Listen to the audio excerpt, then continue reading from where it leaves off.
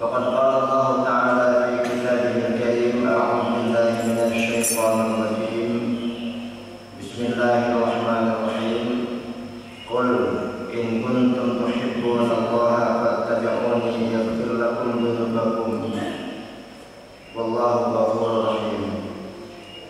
Jamaah sekalian yang dimuliakan Allah Subhanahu wa taala, alhamdulillah kita bersyukur atas segala nikmat yang dilimpahkan kepada kita sehingga pada pagi ini kita dapat berjumpa kembali untuk melaksanakan kewajiban kita, yakni ibadah sholat subuh berjamaah dan juga dilanjutkan dengan mengikuti kajian.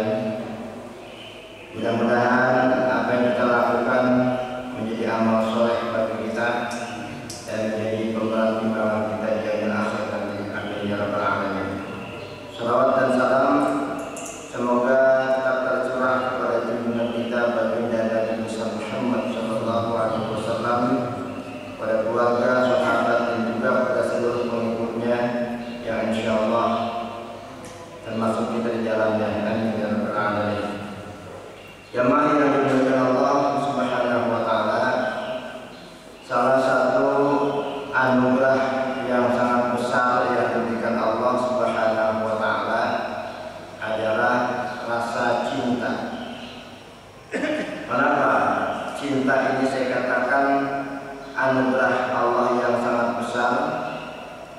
Karena dengan rasa cinta ini kita mau memikul tanggung jawab yang tinggi terhadap yang kita cintai. Cinta juga bisa membawa kita kepada kebahagiaan, walaupun nanti tergantung kepada objek cinta kita. Kalau cinta kita arahkan kepada Allah Subhanahu wa taala, nantinya akan melahirkan kebahagiaan yang hakiki dan abadi. Tapi kalau cinta kita lebih cenderung kepada hal-hal yang bersifat duniawi, maka cinta itu hanya akan melahirkan kebahagiaan yang semu. Karena itu pandai-pandailah kita memanage rasa cinta kita ini. Kepada siapa rasa cinta ini kita curahkan. Nah, oleh karena itu ada beberapa urutan di mana kita harus mencurahkan rasa cinta kita ini. Yang pertama, cinta yang paling tinggi itu adalah cinta kepada Allah Subhanahu wa taala. Jadi sebelum kita mencintai yang lain, yang lebih kita cintai adalah Allah Subhanahu wa taala, baru selanjutnya yang lainnya. Jangan kita lebih mencintai yang lain tapi kita tidak cinta kepada Allah. Apalagi kalau cinta kepada dunia. Cinta kepada dunia itu kalau terlalu cinta nantinya hanya akan menjauhkan kita dari Allah Subhanahu wa taala. Jamaah sekalian, mengapa kita harus lebih mencintai Allah dibanding yang lainnya? Karena Allah begitu cinta kepada kita. Jadi kalau kita mau renungi, sesungguhnya Allah itu sangat cinta kepada seluruh hamba-Nya. Banyak bukti-bukti bahwa Allah itu sangat cinta kepada kita. Di antaranya Allah menurunkan syariat, Allah menurunkan agama untuk kita, wabil khusus agama Islam tentunya. Ini dalam rangka Allah mencintai kita. Misalnya di dalam agama, dalam syariat itu ada aturan. Tidak boleh begini, tidak boleh begitu, dilarang makan ini, dilarang makan itu. Itu dalam rangka Allah sayang sama kita. Kalau Allah tidak sayang kepada kita, Allah biarkan kita makan apa aja, Allah biarkan kita melakukan apa saja, tapi ujung-ujungnya kita yang celaka. Makanya Allah turunkan agama, Allah perintahkan kita melakukan sesuatu, misalnya sholat saja misalnya. Ibadah sholat itu perintah Allah Subhanahu wa taala. Sesungguhnya bukan Allah ingin dipatuhi. Allah mau ya kita patuh atau tidak itu tidak ada masalah. Emang anak-anak nggak patuh sama kita rugi. Tapi kalau Allah Subhanahu wa taala kita tidak patuh, Allah nggak rugi. Sampai kapanpun Allah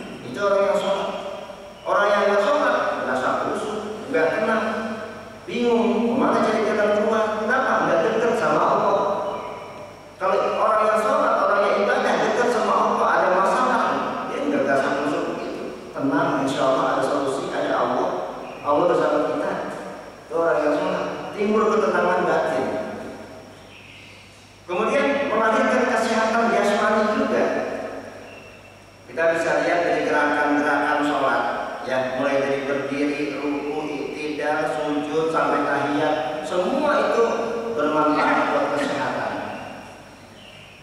Contoh, Pak, ketika kita ruku itu manfaatnya adalah untuk mengendurkan tulang sendi-persendian yang kaku. Sujud, dengan sujud itu otak kita teraliri darah.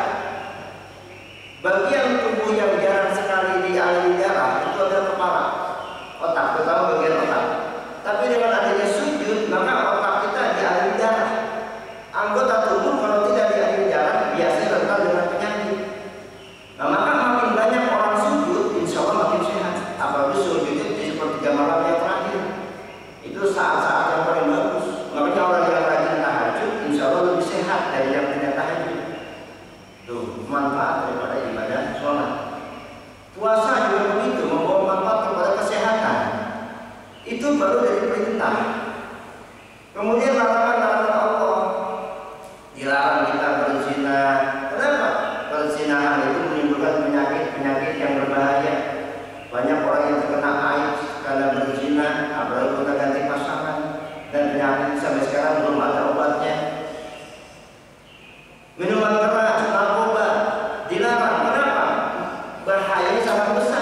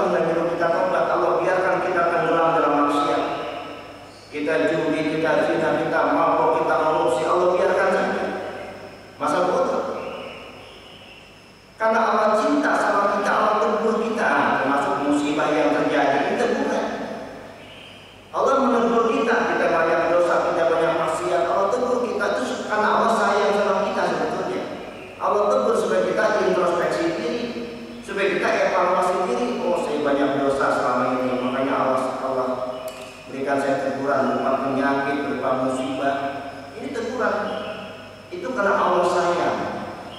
Makanya ada istilah katanya kalau kita sakit lagi disayang Allah, bukan ya? Betul itu, karena Allah lagi lakukan kita.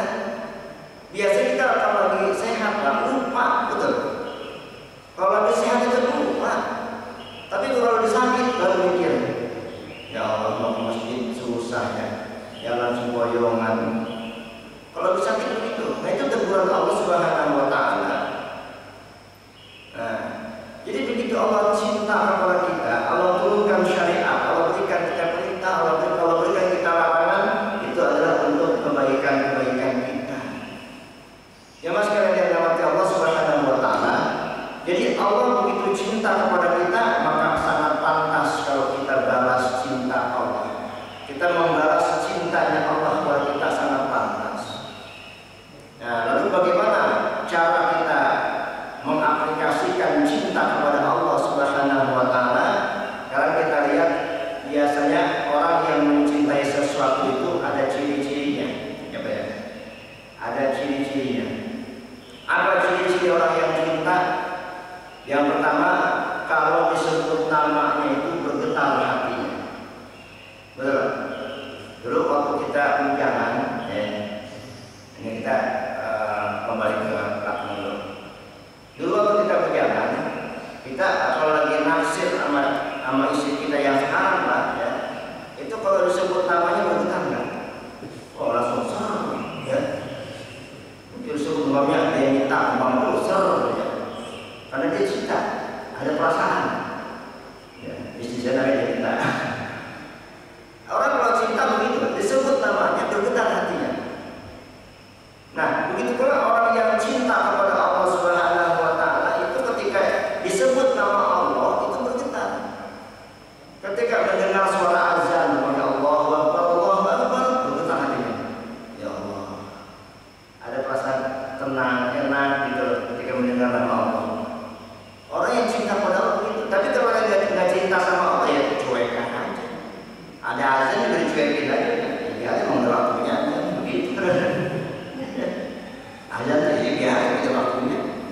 Nggak ada perasaan tenang, enak mendengar nama Allah. Dalam surat Al-Anfal dikatakan innamal mu'minuna idza dzukira Allah wajilat qulubuhum. Sesungguhnya orang-orang mukmin itu apabila disebut nama Allah itu bergetar hatinya. Orang yang mukmin, sebutan mukmin itu beda dengan alladzina amanu gitu ya. Al-mukmin itu adalah orang yang bukan cuma sekedar beriman, tapi juga sudah mengaplikasikan keimanannya sampai muncul rasa cinta kepada Allah. Itu al-mukmin. Beda dengan alladzina amanu, orang yang baru beriman, orang yang baru masuk Islam. Nah, orang yang beriman atau seorang mukmin, itu kalau memang bentuk ketaatannya sudah tinggi dan sudah muncul rasa cinta kepada Allah, itu kalau disebut nama Allah bergetar hatinya. Jadi tidak seperti kita biasa aja, Allah ya udah masuk waktu. Nggak ada kesan enak gitu mendengar nama Allah.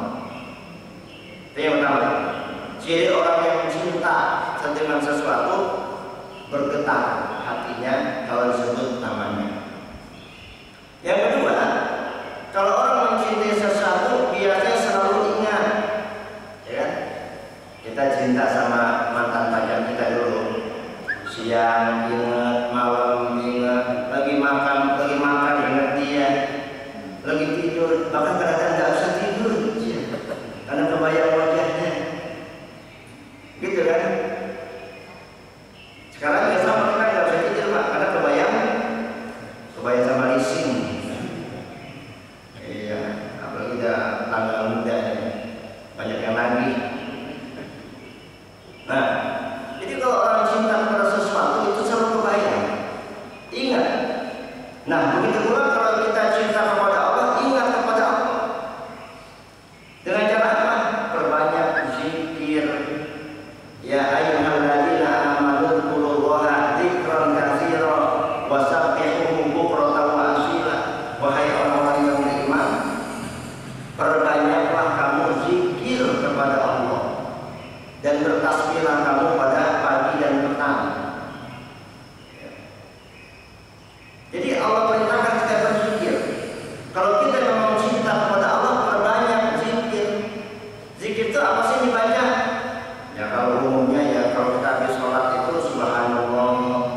Alhamdulillah, la ilaha illallah, Allahu akbar.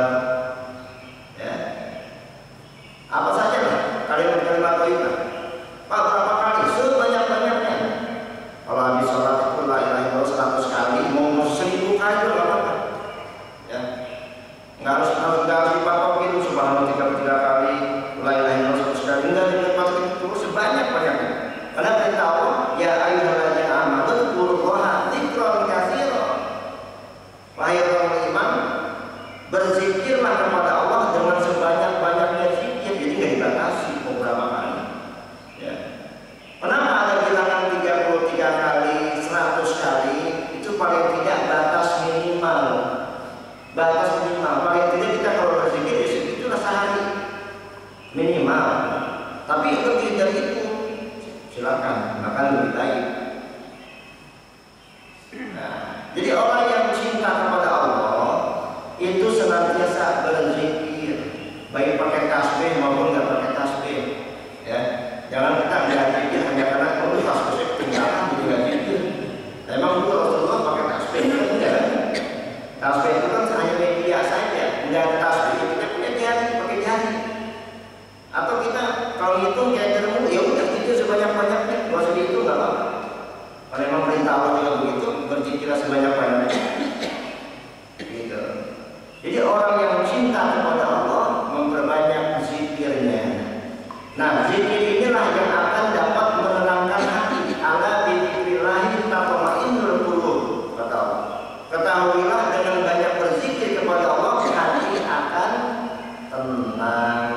Ya, kalau punya utang juga insya Allah hati tenang. Tapi jangan terlalu tenang juga. Ya, punya utang banyak terlalu tenang ya repot juga. Nggak dipikirin utangnya. Minimal kita tidak putus asa. Minimal kita ada harapan jalan keluar. Kalau orang yang suka berzikir begitu, ya hatinya tenang, jadi selalu optimis dalam segala hal. Begitu. Baik. Lalu ciri orang yang cinta kepada sesuatu selanjutnya adalah rela berkorban. Rela berkorban. Dulu Pak kita waktu kita cinta sama istri kita yang sekarang ini, apa aja kita korbanin. Ya, nggak punya duit sekarang kita jual celana. Kita jual celana keluarkan, ya, demi supaya bisa ngasih orang yang kita sukai. Gitu. Apa aja kita korbanin. Kadang-kadang buat kita nggak pikirin itu. Yang penting buat yang kita cinta itu. Nah, begitu pula kalau kita cinta kepada Allah harus mau rela berkorban. Apa yang kita miliki kita korbankan. Dulu para sahabat Nabi itu sudah mencontohkan. Abu Bakar As-Siddiq mengorbankan hartanya untuk membeli Sayyidina Bilal bin Rabah dengan harga yang sangat mahal. Itu memang selama itu si Umayyah itu tuannya Bilal, itu hanya mau menjual Bilal kecuali dengan harga yang sangat tinggi. Itu kalau nggak salah hitungan miliaran lah kalau dirupiahkan. Sengaja itu supaya nggak ada orang yang berani. Ternyata tampillah Abu Bakar Siddiq. Dia berani membeli Bilal dengan harga sesuai dengan permintaan si Umayyah. Dibeli itu dengan harta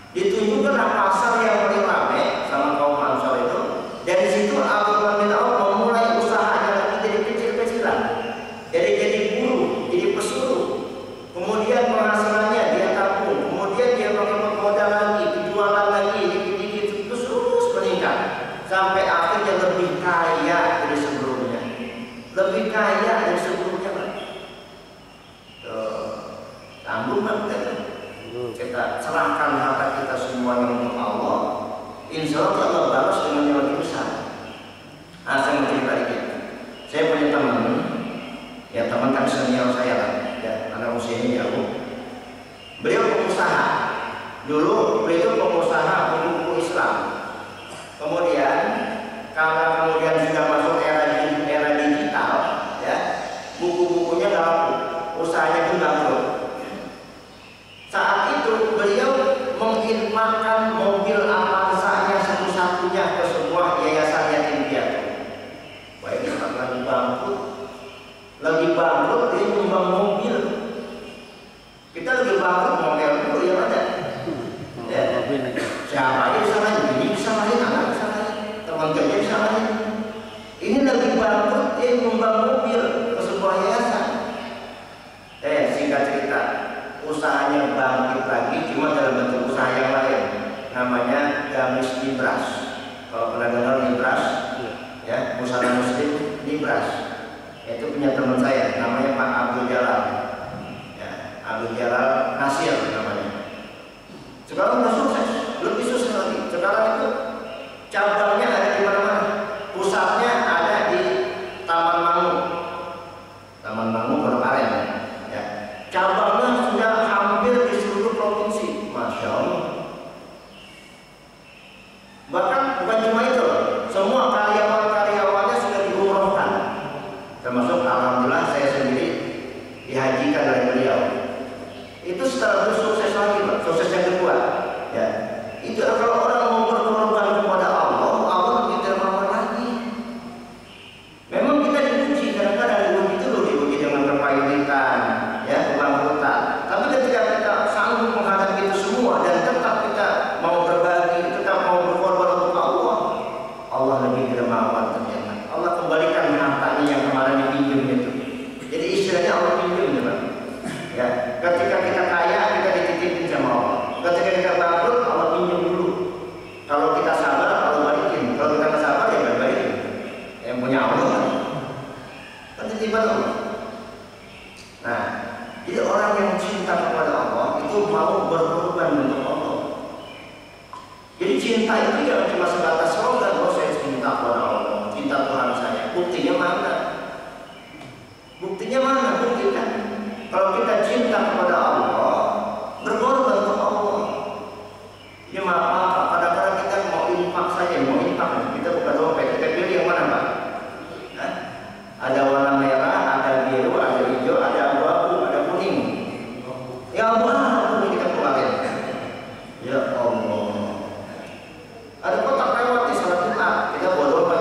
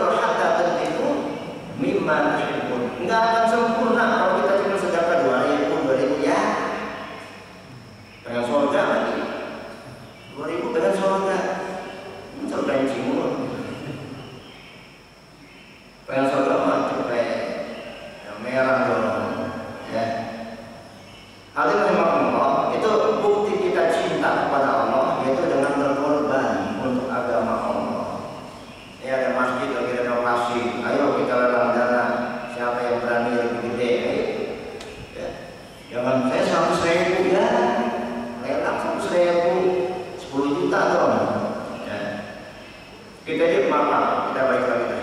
Kalau buat kita sendiri, ya Allah, itu royalnya minta ampun ya. Tapi kalau buat Allah kita nggak royal. Buat diri kita sendiri, kita pengen apa kita beli. Pengen baju bagus kita beli. Pengen ganti mobil yang lebih keren lagi kita ganti. Pengen renovasi rumah yang lebih mewah lagi kita renovasi. Itu banyak teman. Tapi kalau buat berkorban untuk Allah susahnya minta ampun. Ada panitia pengawalan maaf kita kan sama kita, maaf kita tulis berapa? 20.000 Allah kali. Duit banyak tapi sedekahnya cuma 20.000. Kalau buat kita royal banget, tapi buat agama Allah kita kurang royal. Mana coba cinta kita kepada Allah. Ya sekalian yang dirahmati Allah Subhanahu wa taala. Baik. Jenis cinta yang selanjutnya adalah cinta kepada Rasulullah. Ini manajemennya begitu. Kita cinta kepada Allah dulu, kemudian cinta kepada Rasulullah. Kenapa kita cinta kepada Rasulullah? Karena Rasul adalah wasilah kasih sayangnya Allah kepada kita. Kalau nggak ada seorang Rasul, nggak ada Nabi, bagaimana agama bisa sampai kepada kita? Karena tidak mungkin Allah turun langsung dari langit ke bumi, "Hai manusia, aku Allah." Mungkin gitu kan? Dan itu kan suaranya begitu ya. Nggak mungkin Allah turun langsung ke bumi untuk memperkenalkan dirinya sebagai Tuhan. "Hai manusia, aku Tuhanmu, sembah aku, sholat kamu, puasa kamu." Nggak mungkin begitu. Allah butuh wasilah, ya. Kalau Allah turun langsung, ya maka kebesaran Allah jadi turun. Akhirnya Allah tidak maha besar lagi. Allah butuh wasilah manusia pilihan, al-mustafa, al-musta, pilihan Allah. Dipilihlah manusia terbaik. Siapa? Ya para nabi itu. Para nabi itu adalah manusia terbaik di zamannya. Ya. Nabi itu kan ada nabi, ada rasul ya. Kalau Nabi Adam itu cuma nabi, tidak sebagai rasul. Nabi Idris hanya nabi, tidak sebagai rasul. Nabi Nuh alaihissalam nabi sekaligus rasul. Itu rasul pertama. Rasul pertama di dunia adalah Nabi Nuh alaihissalam.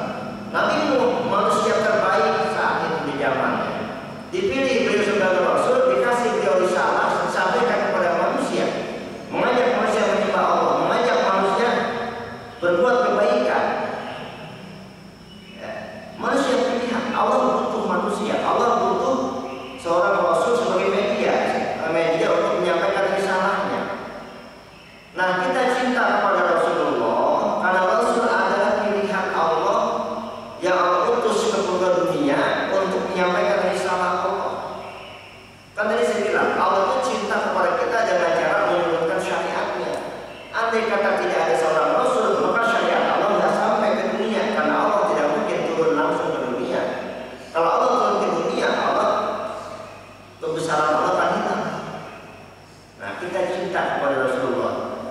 Karena itu Rasul ini sebagai juru selamat kita. Seorang Rasul itu juru selamat. Ya. Dan yang namanya seorang juru selamat, dirinya pasti selamat.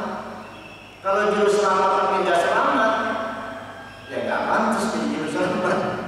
Mohon maaf, ya, juru selamatnya nggak selamat. Diapain? Saling. Ya, maka bukan juru selamat. Makanya Nabi Isa itu kan dulu bukan salib, dia diangkat ke langit. Nah, kita cinta kepada Rasulullah. Caranya dengan apa? Perbanyak sholawat, ya, perbanyak sholawat. Minimal itu minimal sekali dalam sholat, ya. Makanya kenapa sholawat itu menjadi salah satu bagian dari rukun sholat? Karena agar kita ini bersolat kepada Rasul, andai kata nggak jadi rukun sholat, itu jangan-jangan kita nggak sholawat sama sekali, ya. Jangan-jangan kita nggak sholawat sama sekali.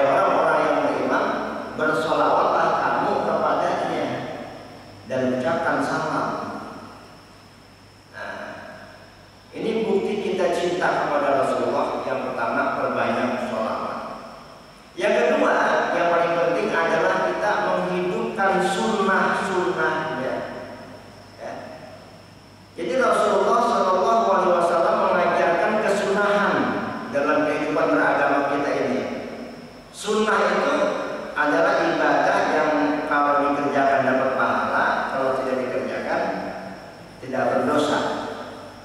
Umpama apa? Salat tahajud, ya salat sunnah lah. Tahajud, duha, salat awalin, salat taubat, salat hajat dan sebagainya, salat witir. Itu salat sunnah. Wajib tidak? Tidak wajib. Berdosa tidak kalau kita tinggalkan? Tidak berdosa. Tapi kita rugi. Tidak berdosa kalau tidak kita kerjakan, tapi kita rugi. Kita kadang-kadang Pak berpikirnya ya, kalau ibadah-ibadah yang sunnah itu nggak dosa ini, nggak wajib ini, begitu kan? Selalu berpikirnya nggak wajib ini. Tapi kita lupa dengan keutamaan ibadah sunnah itu. Kata Allah, wa minal laili fatahajjat bihi nafilatan laka. Dan pada pertengahan malam tahajudlah kamu sebagai ibadah tambahan bagimu. Nafilatan laka, sebagai ibadah tambahan bagimu. Jadi yang wajibnya salat lima waktu, tambahannya tahajud dan salat sunnah lainnya tentunya. Asal buka ayat semoga dengan ibadah tahajud itu Allah mengangkat derajat kamu kepada derajat yang terpuji.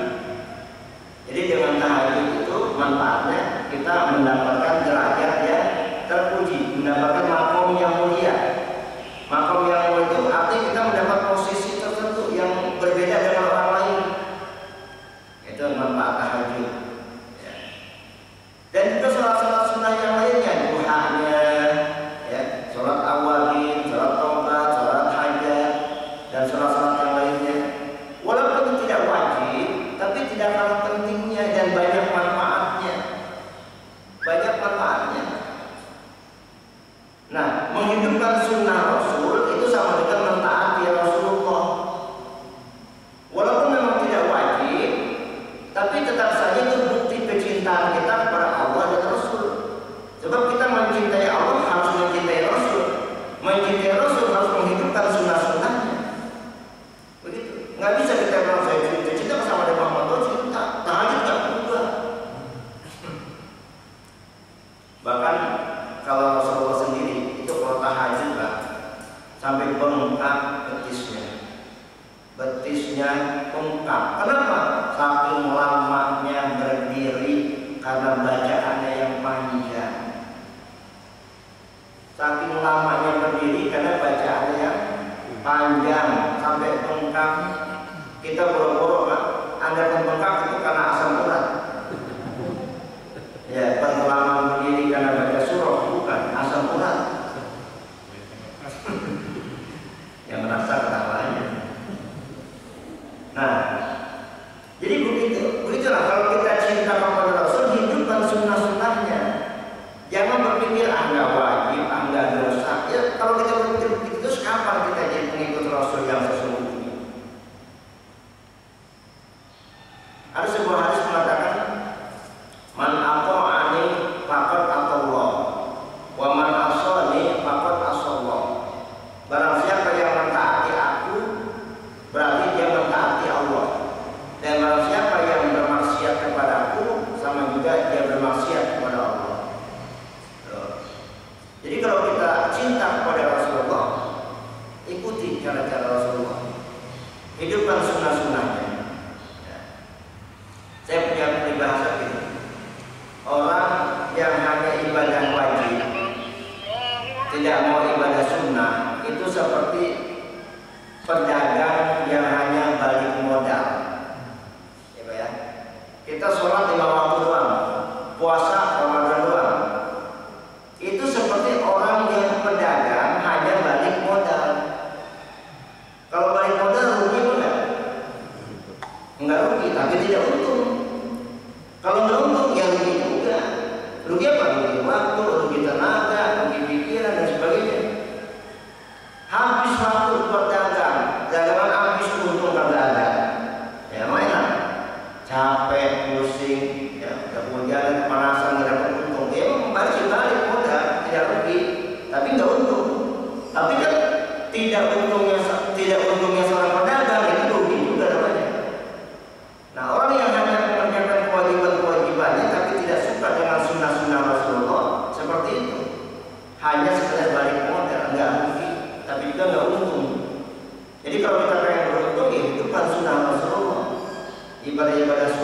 termasuk juga bukan cuma dalam hal ibadah, dalam hal yang lain juga, misalnya makan sambil duduk, jangan makan sambil berdiri.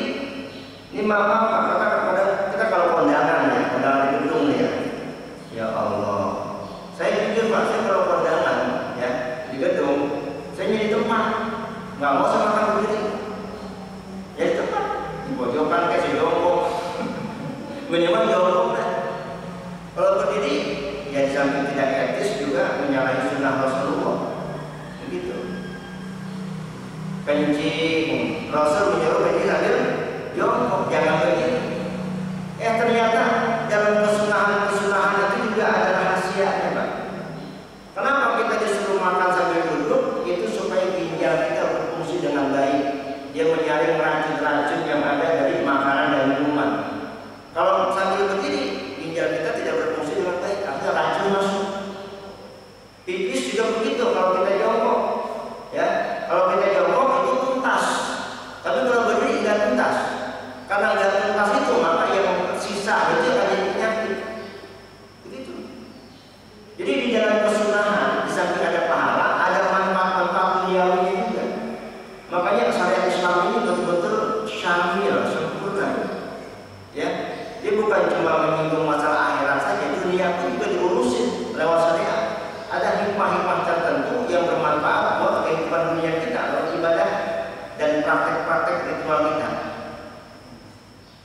Baik, ini urutan cinta yang kedua, cinta kepada Rasul.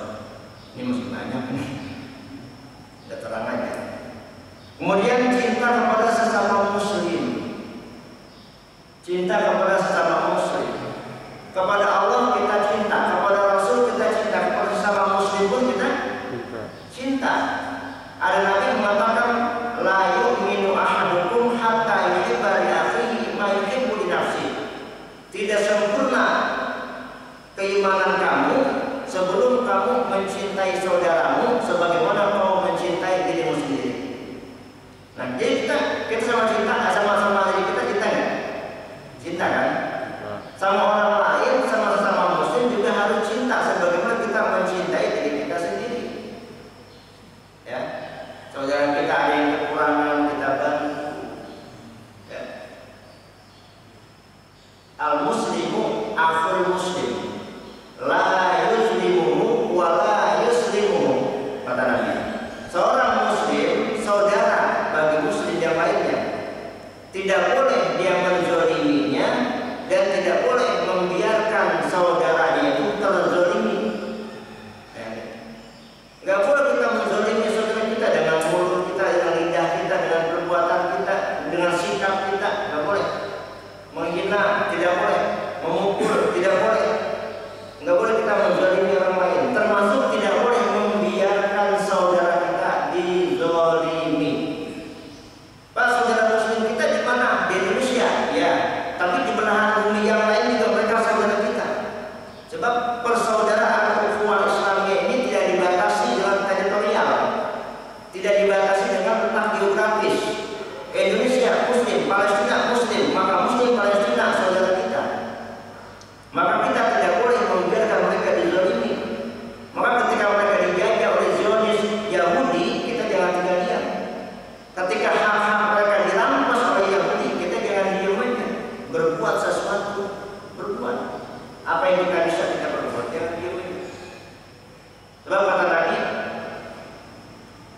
man lam yahtamim umurul muslimina falaisa minhum. Barang siapa yang tidak peduli dengan urusan orang muslim yang lainnya, maka dia bukan bagian darinya. Saudara kita lagi ada masalah, kita diam aja, kita nggak punya perhatian, maka kita bukan bagian dari muslim. Karena muslim itu ibarat satu tubuh, gitu kan? Ibarat satu tubuh. Kalau bunyan al-mu'minu bil mu'mini kalau bunyani yashuddu ba'dhu ba'dhu. Seorang mukmin dengan mukmin yang lainnya ibarat satu bangunan yang satu sama lain saling menguatkan. Kita ini muslim akan kuat kalau kita kompak, gitu kan? Ibarat satu bangunan, ada yang jadi pondasi, ada yang jadi tiang, ada yang jadi tembok, ada yang jadi atap. Semuanya saling mendukung.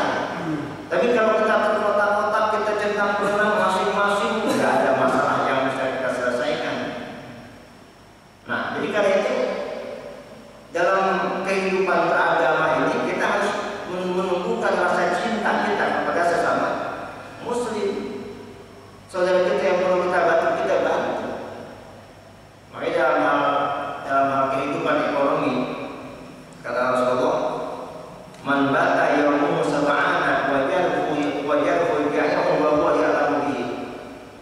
Laisa min ummati. Barang siapa yang setiap hari itu perutnya kenyang, sementara ada tetangganya yang kelaparan dan dia diam saja, padahal dia tahu, maka dia bukan umatku, bukan umat Rasulullah. Kita kaya, kita bisa menyekolahkan anak kita di luar negeri bahkan, sementara ada tetangga kita lapar, nggak makan, nggak bisa menyekolahkan anaknya, kita diam saja. Kita bukan umat Rasulullah Shallallahu Alaihi Wasallam. Kalau pengen diakui sebagai umat Rasulullah, sayangi kaum muslimin. Ya mas sekalian yang dirahmati Allah Subhanahu Wa Taala. Lalu cinta selanjutnya cinta kepada keluarga. Cinta nggak sama keluarga? Cinta sama istri kita, cinta sama anak apalagi. Ya kadang-kadang cinta kita pada anak lebih ya baik daripada cinta pada istri kadang-kadang gitu loh. Ya. Nah cinta kepada keluarga penting. Lalu bagaimana cara kita mencintai keluarga kita? Jadikan keluarga kita sebagai teman di dunia dan di akhirat. Kita pengen masuk surga bareng ya, pengen nggak? Pengen. Di surga kita kumpul lagi sama istri kita, sama anak-anak kita. Supaya begitu bagaimana? Didik mereka. Ya ayyuhalladzina amanu qu anfusakum wa ahlikum nar. Hai orang yang beriman, jagalah dirimu dan keluargamu dari api neraka. Ini cara mencintai keluarga kita itu dengan menjaga mereka dari api neraka. Artinya apa? Didik mereka. Didik mereka supaya menjadi orang-orang yang taat kepada Allah, orang-orang yang menjalankan perintah-perintah agama, supaya mereka masuk surga bersama kita. Ini kadang-kadang kita terlalu sibuk mensolehkan diri kita, lupa mensolehkan anak-anak kita. Kita asyik di majelis taklim, anak kita masih nongkrong maghrib-maghrib, kita diin aja. Apakah ini cinta sama keluarga? Kita sholat tahajud, ya anak kita buru-buru tahajud subuh pun kesiangan, kita diam aja. Kadang-kadang kita bilang apa? Udah jadi kasihan capek. Ya Allah, bangun kesiangan, dari bangunin kesian karena capek. Kalau kesian itu bukan begitu. Kalau kasihan sama anak, dia belum sholat bangunin. Karena kita nggak mau dia masuk neraka. Kasihan sama anak tapi dibiarkan masuk neraka, bagaimana? Jadi kalau cinta pada anak-anak kita, cinta pada keluarga kita, jadikan mereka sebagai penghuni surga. Jauhkan mereka dari neraka. Anfusakum wa ahlikum nar, kata Allah. Jagalah dirimu dan keluargamu dari neraka. Jadi bukan cuma diri kita saja, tapi keluarga juga. Jadi jangan sampai kita sibuk mensolehkan diri kita, tapi tidak mensolehkan anak-anak kita. Ini bahaya. Ini nggak bisa dikatakan cinta, nggak bisa. Jadi cinta keluarga yang sesungguhnya adalah bagaimana kita menjadikan mereka menjadi penghuni surga bareng-bareng kita nanti. Gitu. Baik, singkat saja karena sudah terang ya. Selanjutnya cinta kepada diri sendiri. Ya. Cinta kepada diri sendiri ini sangat penting. Ya. Karena kata Allah, ya namanya la tuliku anfusakum min tahluka. Janganlah kamu celakakan dirimu. Janganlah kamu jatuhkan dirimu kepada kecelakaan. Nggak boleh kita mencelakakan diri kita sendiri. Diri kita ini punya hak atas kita. Inna fi jasadika 'alaika haqqan, kata Rasul. Sesungguhnya badanmu itu punya hak atas kamu. Hak kesehatan. Maka kalau nggak perlu banget jangan begadang, gitu kan? Jaga kesehatan. Makanya dalam Islam itu puasa saja itu tidak boleh puasa wisol, puasa nyamuk. Kenapa? Itu bertentangan dengan kebutuhan jasmani kita. Allah nggak suka begitu. Makanya ajaran Islam ini kan ajaran yang bersifat insaniah. Jadi ajaran itu cocok sekali dengan kebutuhan manusia, gitu. Nggak boleh kita puasa nyambung, buka-buka, nggak boleh itu, karena menyiksa diri kita. Nah, termasuk mencintai diri sendiri ini ada dengan mentaati perintah Allah. Kenapa? Kalau kita nggak taat kepada Allah, berarti kita zalim sama diri kita sendiri. Ya. Kalau kita menzalimi diri kita sendiri, berarti kita tidak sayang sama diri, tidak sayang kepada diri kita sendiri, nggak cinta. Nah, jadi cinta kepada harta benda. Cinta kepada harta benda ini boleh, bahkan perlu juga ya. Kita perlu mencintai harta kita. Kenapa? Dengan mencintai harta kita, kita tidak bersikap mubazir, gitu loh. Jadi kalau ada orang yang boros, itu duit sebanyak apapun habis saja, itu gak cinta sama hartanya. Makanya kata Allah, la tubadzir tabdzira innal mubadzirina kanu ikhwana syayatin wa kana syaitanu lirabbika kafura. Sesungguhnya orang-orang mubazir itu teman-temannya setan. Ya. Allah larang jangan kamu bersikap mubazir, karena orang yang mubazir teman-temannya setan, dan setan itu sangat kufur kepada Tuhannya. Maka di sini kita harus pandai memanage harta, memanage rezeki kita. Kita kelola mana yang penting, mana yang nggak penting. Yang penting boleh kita belanjakan, yang nggak penting jangan dulu. Ya. Makanya pernah saya bilang kalau kita belanja itu di-list dulu. Mana yang kita butuhkan. Kalau nggak dicatat dulu, jangan-jangan ntar yang kita butuhkan kita lupa, yang kita nggak butuhkan kita beli, gitu kan? Melihat yang cakep, wah cakep nih, mau beli. Nah, akhirnya yang dibutuhkan malah lupa, duit tidak habis. Nah, seperti itu. Baik, cinta kepada harta itu perlu, tapi jangan berlebihan. Sebab kalau cinta kepada harta berlebihan, nanti kita jadi orang yang pelit, orang yang bakhil, ya nggak mau mengeluarkan hartanya sekalipun sebagai kewajibannya. Akhirnya orang yang terlalu cinta kepada hartanya nggak mau zakat, nggak mau sedekah, tidak mau berbagi. Ya. Sebaliknya nih, kalau kita cinta kepada harta, mestinya jadikan harta kita sebagai teman kita di akhirat, teman kita di alam kubur. Ya. Sebab kuburan itu gelap. Kuburan itu gelap. Yang bisa menerangi kuburan kita itu hanya harta kita. Maksudnya apa? Sumbangkan harta kita, sering berbagi, sering bersedekah. Jadi itulah harta kita akan jadi penerang kita di dalam kubur dengan cara sedekah, infak, zakat dan sebagainya. Tapi kalau harta kita hanya kita habiskan hanya untuk hawa nafsu kita saja, kuburan kita tetap gelap, nggak ada yang menerangi. Nah, jadi kalau cinta pada harta, jadikan harta kita sebagai teman kita di akhirat dengan cara infakkan di jalan Allah Subhanahu wa taala. Ya mas sekalian yang dirahmati Allah Subhanahu wa taala, itulah manajemen cinta yang harus bisa kita lakukan. Kepada siapakah cinta itu lebih kita prioritaskan? Yaitu kepada Allah, kemudian Rasulnya, kemudian sesama muslim, kemudian keluarga, diri sendiri, dan cinta kepada harta. Jangan dibalik, jangan cinta kepada harta dulu, Allah belakangan, jangan. Tapi Allah dulu, ya harta belakangan. Mudah-mudahan dengan begitu kita lebih dicintai lagi oleh Allah Subhanahu wa taala. Amin ya rabbal alamin. Demikian yang dapat saya sampaikan, kurang lebihnya mohon maaf. Billahi taufiq wal hidayah. Assalamualaikum warahmatullahi wabarakatuh. Waalaikumsalam warahmatullahi wabarakatuh. Alhamdulillah dan terima kasih pada Ustaz Zainuddin yang telah menyampaikan pelajarannya atau nasihat-nasihatnya kepada kita pada pagi hari ini, itu terkait masalah cinta.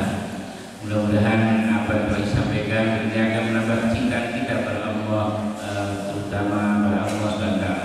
Kita langsung pada sesi tanya jawab, silakan. Satu, ada lagi? Apa ya?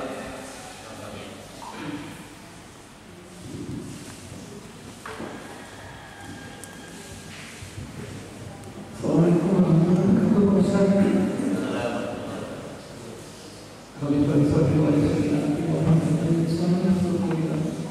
Pak Ustaz, saya ingin bertanya mengenai manajemen cinta, Pak Ustaz.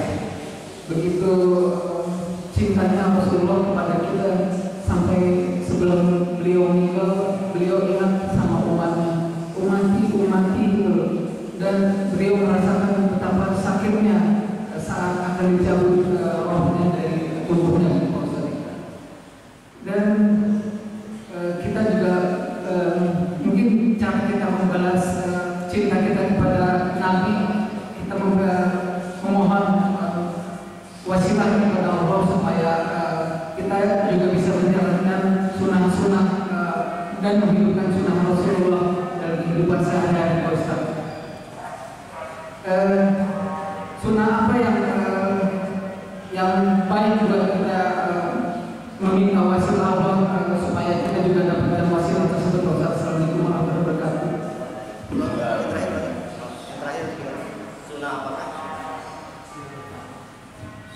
yang baik dan terbaik buat kita Pak Ustadz, karena kadang-kadang kita juga bingung antara sunnah dan sesuatu yang berlebihan. Iya, itu Ustadz selalu memperhatikan. Lagi? Dia jawab dulu. Ya. Baik.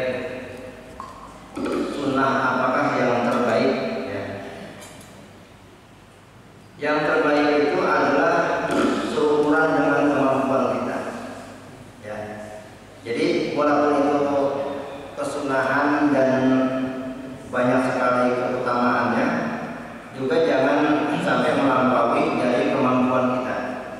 Kalau Rasul, contoh ya, tahajud sampai betisnya bengkak, ya, karena memang beliau itu mampu, beliau mampu menjalani ibadah seperti itu. Di samping itu juga memang beliau mensyukuri nikmat Allah bahwa beliau itu terbebas dari kesalahan, diberikan maksum, gitu ya, diberikan maksum. Jadi kata komentar Aisyah kan begini, ya Rasul, kenapa engkau ibadah sampai seperti itu? Bukankah andai engkau punya kesalahan sudah diampuni oleh Allah Subhanahu wa Ta'ala? Kenapa engkau sampai seperti itu ibadah? Lalu Rasul itu menjawab, tidak bolehkah aku mensyukuri nikmat Allah itu? Begitu. Kalau kita kan nggak ada jaminan. Kalau kita nggak ada jaminan kesalahan kita sudah diampuni, kesalahan kita ya tetap dihitung. Cuma kalau tobat, kalau Allah ampuni gitu. Kalau Rasul sudah dicatat kesalahannya itu kalau ada diampuni, dan beliau memang sudah terbukti, sudah terbukti seumur hidup beliau itu hanya 3 kali, bahkan 4 kali. Kalau menurut yang paling masyhur 3 kali, tapi sebelumnya 4. Beliau itu punya kesalahan 4 dalam seumur hidup. Saya hitung ya, yang pertama beliau lupa mengucapkan insya Allah ketika ditanya tentang ashabul kahfi. Beliau langsung bilang besok, gitu. Karena biasa ketika ditanya langsung turun wahyu, gitu. Yang kedua beliau mengharamkan yang Allah haramkan, yaitu mengharamkan bergaul dengan istrinya selama 3 hari. Yang ketiga beliau berbuka masam ketika seorang sahabat dulu belum masuk Islam, yang namanya Abdullah bin Umi Maktum, seorang buta, mau masuk Islam sementara Rasul sedang sibuk berdakwah dengan pembesar-pembesar Quraisy. Jadi Rasul begitu melihat Abdullah bin Umi Maktum langsung berbuka masam. Itu teguran Allah. Ketiga, ada satu lagi ketika perang Tabuk, ada beberapa sahabat yang langsung diizinkan tidak ikut perang. Padahal wahyu belum turun. Artinya belum ada wahyu yang turun yang membolehkan sahabat-sahabat ini tidak ikut perang. Jadi izin Allah belum turun, tapi Rasul sudah mengizinkan para sahabat, beberapa sahabat untuk tidak ikut perang Tabuk. Gitu. Padahal perang Tabuk itu saya katakan tadi perang yang menguji keimanan. Gitu. Jadi 4. Gitu ya. Selebihnya beliau tidak punya salah, karena sudah dimaksud oleh Allah. Gitu. Nah maka Rasul mensyukuri itu dengan cara mengoptimalkan ibadahnya, tahajudnya nggak kira-kira seperti tadi, betis sampai bengkak. Nah ada istri beliau ingin mengikuti beliau, namanya Hafsah. Hafsah ini putrinya Umar, putri Umar bin Khattab yang diisi oleh Rasulullah. Nah beliau ingin mengikuti Rasul sampai beliau sholat malam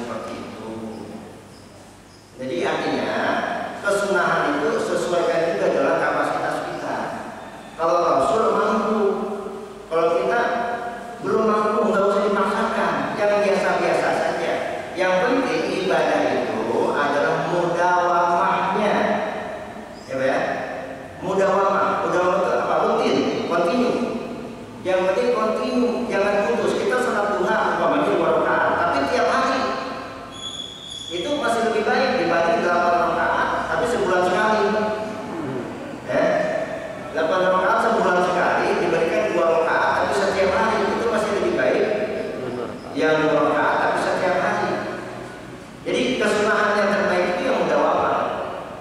Ya, amal yang terbaik itu bukan karena besarnya, tapi mudawamahnya, kontinunya. Sedekah nggak usah banyak-banyak, sehari 1 juta banyak kan? Banyak kan ya? Sehari 10.000, tapi rutin seumur hidup kita sedekah terus setiap hari 10.000. Itu masih lebih baik daripada 10 juta sekali-kalinya seumur hidup. Gitu. Jadi kesunahan itu lebih baik mudawamahnya dibanding dengan banyaknya. Gitu ya. Ya demikian jawaban saya.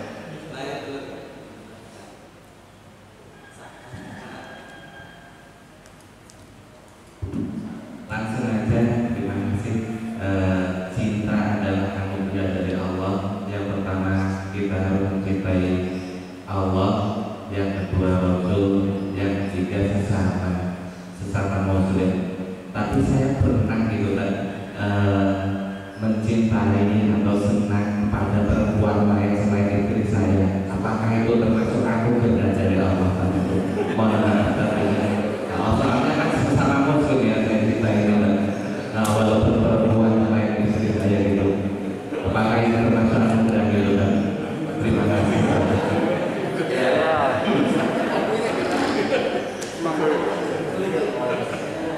Bagus sekali pertanyaannya Pak. Ya, jangan mengalami ya. Boleh. Jadi gini, cinta itu ada yang bersifat ilahiyah, ada yang bersifat nafsiyah. Ya. Kalau cinta yang bersifat ilahiyah, cinta yang diaplikasikan dalam bentuk yang diridhoi oleh Allah. Ya. Tapi kalau cinta yang bersifat nafsiyah, yang berdasarkan hawa nafsu, biasanya itu tidak diridhoi Allah. Kalau yang berdasarkan nafsiyah, hawa nafsu ya tadi itu mencintai yang bukan istri kita, gitu kan? Mantap.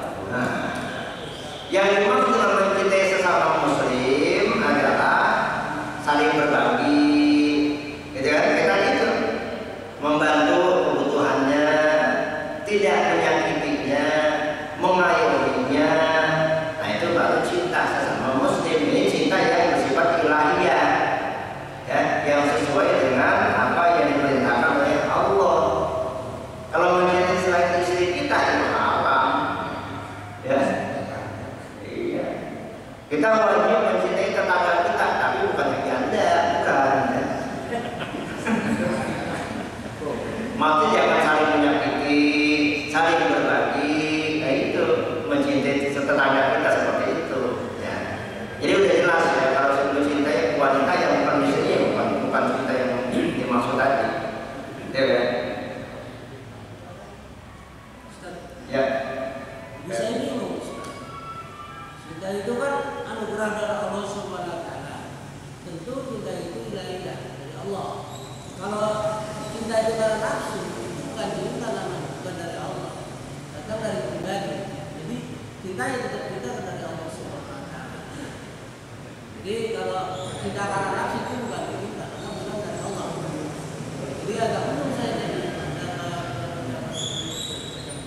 Yang kedua adalah pertanyaan saya. Dalam surat saya lupa bahwa urutan cinta itu pertama adalah Allah, Rasul, dan ketiga adalah ibu. Jadi bukan tadi dikatakan keluarga, jadi ibu. Baru yang lainnya musuh. Tolong mohon penjelasan. Ya, ya betul. Yang disampaikan oleh Pak Kami betul. Mungkin dari saya urutannya ada hormat kali ya. Cinta kepada ibu itu orang tua. Ya itu seharusnya memang setelah cinta kepada Rasulullah itu harusnya begitu ya. Ya terima kasih Pak masukan ya. Jadi cinta kepada Allah, cinta kepada Rasul, orang tua, ya betul. Baru kemudian keluarga, anak, istri dan sebagainya. Gitu. Bahkan urutan orang tua itu memang sesudah Allah. Sesudah Allah maksudnya Allah beserta Rasulnya ya. Gitu. Makanya dalam surat An-Nisa ayat 36 itu ada urutan itu. Wa'budullaha wa la tusyriku bihi syai'an wa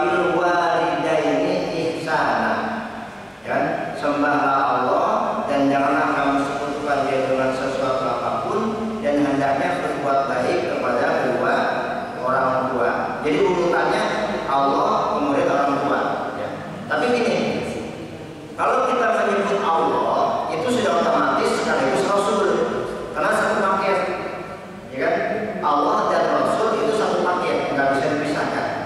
Gitu. Jadi setelah Allah yang tentunya dengan Rasul juga cinta kepada orang tua, kepada pemilik keluarga. Ya betul, masih baru. Ya. Masih ada? Atau cukup? Cukup ya. Baik, alhamdulillah.